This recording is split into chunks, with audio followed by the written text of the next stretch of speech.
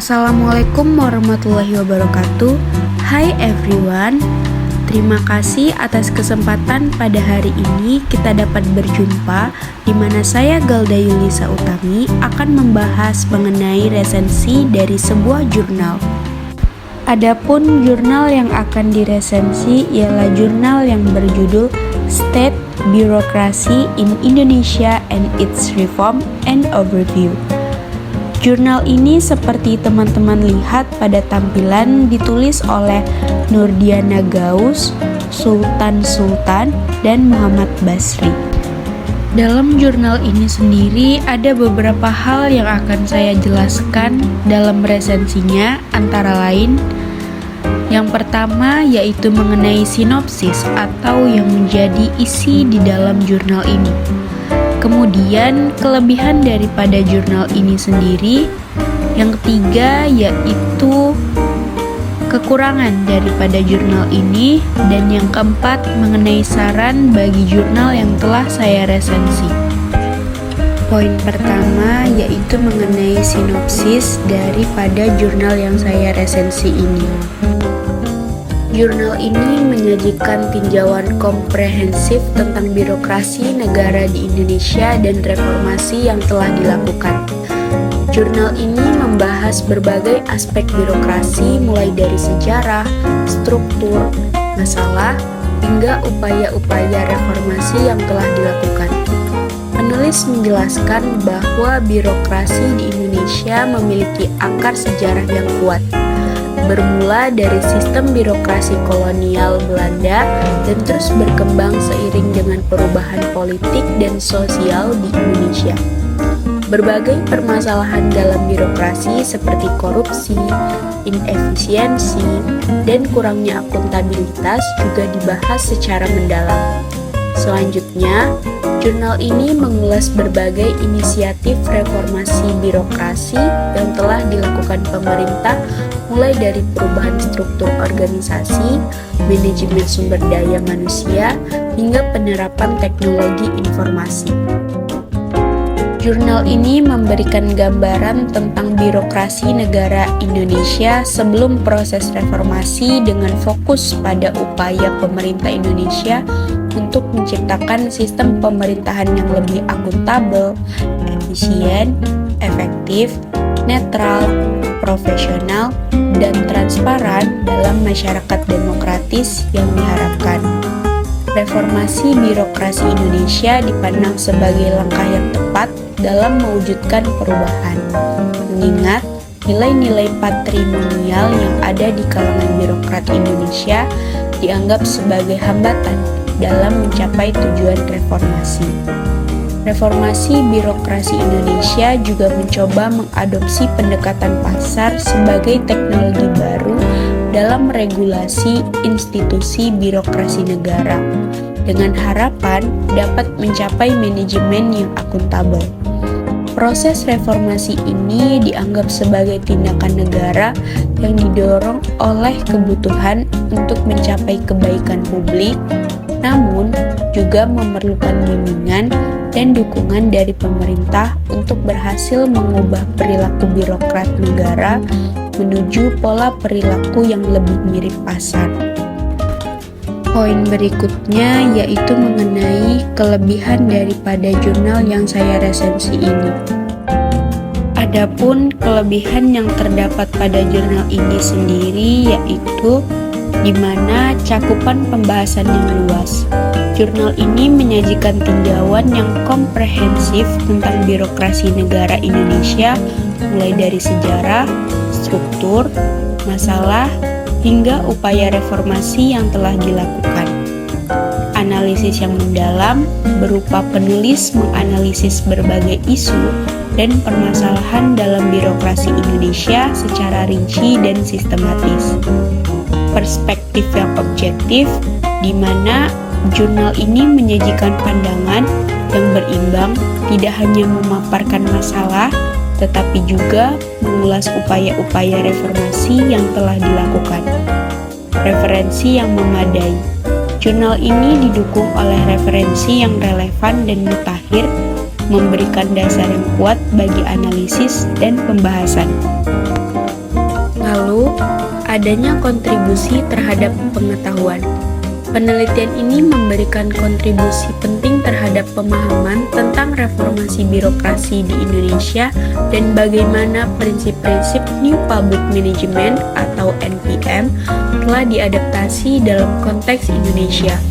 Hal ini dapat membantu para pembaca untuk memperluas wawasan mereka mengenai reformasi birokrasi di negara berkembang. Kemudian, relevansi kontekstual.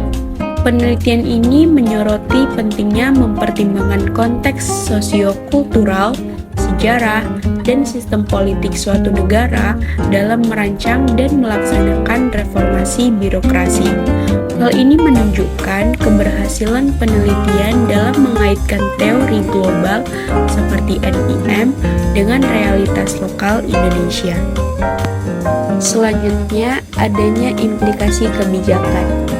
Hasil penelitian ini dapat memiliki implikasi yang signifikan bagi pembuat kebijakan dan praktisi di bidang reformasi birokrasi.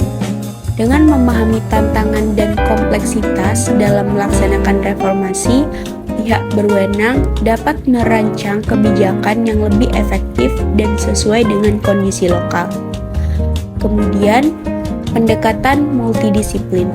Penelitian ini mungkin telah menggabungkan berbagai pendekatan multidisiplin seperti analisis kebijakan publik, studi literatur, dan mungkin juga wawancara dengan pemangku kepentingan terkait.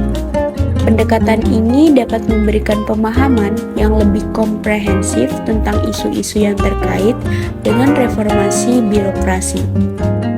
Selanjutnya, analisis komparatif. Penelitian ini mungkin menggunakan pendekatan komparatif untuk membandingkan evolusi reformasi tata kelola publik di Indonesia dengan negara-negara lain dan dapat memberikan pemahaman yang lebih luas mengenai perubahan birokrasi negara. Berikutnya ialah kekurangan daripada jurnal yang saya resensi ini. Adapun kekurangan yang didapati dari jurnal ini sendiri ialah fokus yang terlalu luas. Meskipun komprehensif, cakupan topik dalam jurnal ini mungkin terlalu luas, sehingga pembahasan di beberapa bagian kurang mendalam. Kurangnya studi kasus spesifik, dan di mana jurnal ini lebih banyak menyajikan tinjauan umum tanpa banyak mengulas studi kasus atau contoh konkret dari upaya reformasi birokrasi. Kurangnya analisis komparatif. Jurnal ini kurang membandingkan birokrasi Indonesia dengan negara lain, sehingga perspektif perbandingan internasional kurang tereksplor. Kemudian, hal-hal lain yang menjadi kekurangan dalam jurnal ini ialah keterbatasan data, yang dimana penelitian ini mungkin menghadapi keterbatasan data yang tersedia, terutama dalam hal akses terhadap informasi yang relevan dan akurat mengenai implementasi reformasi birokrasi di Indonesia. Keterbatasan data dapat mempengaruhi kedalaman analisis dan kesimpulan yang diambil. Lalu, generalisasi terbatas. Karena fokus pada konteks spesifik Indonesia, penelitian ini mungkin memiliki keterbatasan dalam generalisasi temuan untuk diterapkan pada konteks negara lain. Hal ini dapat membatasi relevansi dan aplikabilitas temuan penelitian bagi negara-negara dengan karakteristik yang berbeda. Selanjutnya, keterbatasan metodologi. Meskipun metode penelitian tidak secara spesifik dijelaskan dalam kutipan yang disediakan, penelitian ini mungkin memiliki keterbatasan dalam hal metodologi yang digunakan. Keterbatasan ini dapat mempengaruhi validitas dan reliabilitas temuan penelitian. Selanjutnya, kurangnya perspektif alternatif. Penelitian ini mungkin kurang mempertimbangkan perspektif alternatif atau sudut pandang yang berbeda terkait dengan reformasi birokrasi di Indonesia. Memasukkan berbagai perspektif dapat memperkaya analisis dan memperluas pemahaman tentang isu-isu yang dibahas. Poin terakhir dalam resensi jurnal saya ialah mengenai saran. Adapun saran mengenai jurnal yang saya resensi ialah yang pertama, memperdalam pembahasan pada isu-isu spesifik dalam birokrasi Indonesia. Yang kedua, menambahkan studi kasus atau contoh-contoh konkret dari upaya reformasi birokrasi. Yang ketiga, melakukan analisis komparatif dengan birokrasi di negara lain. Yang keempat, terus mendorong transparansi, akuntabilitas, dan efisiensi dalam sistem birokrasi negara. Yang kelima, mengembangkan profesionalisme dan netralitas di kalangan birokrat untuk mencapai tujuan reformasi. Yang keenam, mempertimbangkan konteks sosial, budaya, dan ekonomi Indonesia dalam merancang dan mengimplementasikan reformasi birokrasi. Yang ketujuh, perlunya dukungan dan bimbingan yang kuat dari pemerintah dalam mengubah perilaku birokrat menuju pola perilaku yang lebih efektif dan efisien. Yang kedelapan, perluasan penelitian dan analisis lebih lanjut. Berikut ada beberapa contoh terkait dengan permasalahan birokrasi. Sekian dan terima kasih. Semoga apa yang telah saya sampaikan dalam video ini dapat memberikan manfaat bagi kita semua.